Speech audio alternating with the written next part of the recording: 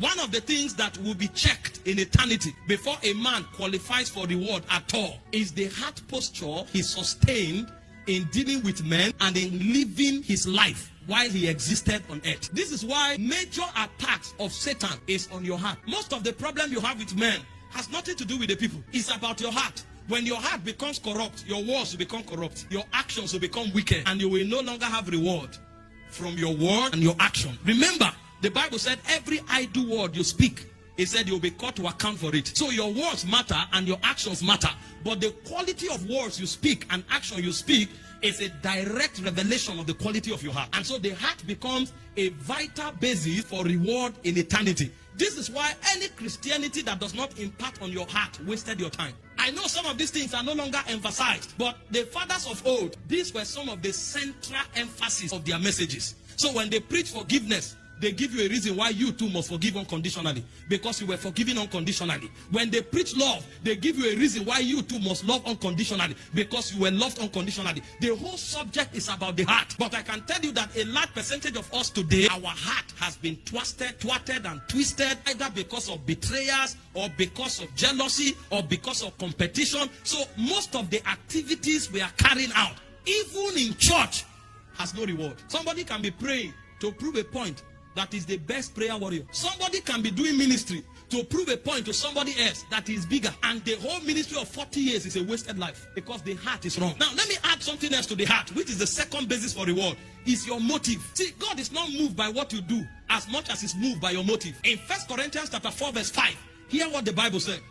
It said, judge nothing before it's time. Judgment is not something to rush into. If you enter, if you don't find mercy, you are in trouble. Is a complex and complicated reality. He said, judge nothing before it's time until the Lord come, who both will bring to light the hidden things of darkness and will make manifest the counsels of the heart.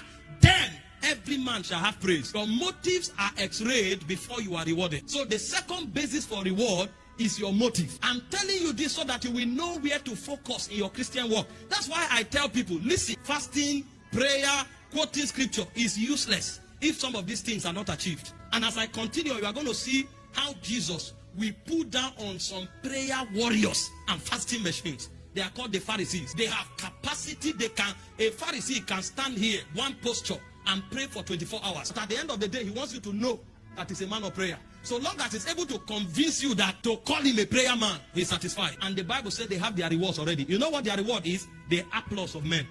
What a wasted life. Somebody can fast for one year just to prove to you that if it comes to fasting, this is his realm. He has conquered it. How can you suffer yourself for 1 year just to make few people know that you can fast? The Bible said all of those things will not have praise of God because the motive is wrong. Action correct, motive wrong.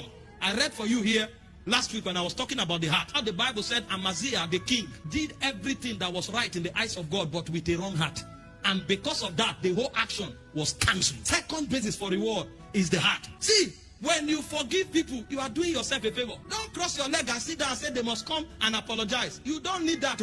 You are on a race. The Bible says, put aside every weight and every sin that doth easily beset you and run this race with patience. The person may never come, and you will get to eternity and discover the reason your 35 years, 60 years, 70 years of life and ministry was a waste was because you were waiting for one inconsequential person to satisfy your ego by saying sorry, it's not necessary. This is why many people are not living, they are reacting. You see them, they start a ministry, they start a business, they are not living. All of that is a reaction. They want to show somebody that they are not failing. Augasa, your life is more important than that. Who are you trying to prove a point to? He's not a God. Don't waste your existence. Do what was written for you. Enjoy it and have reward for it.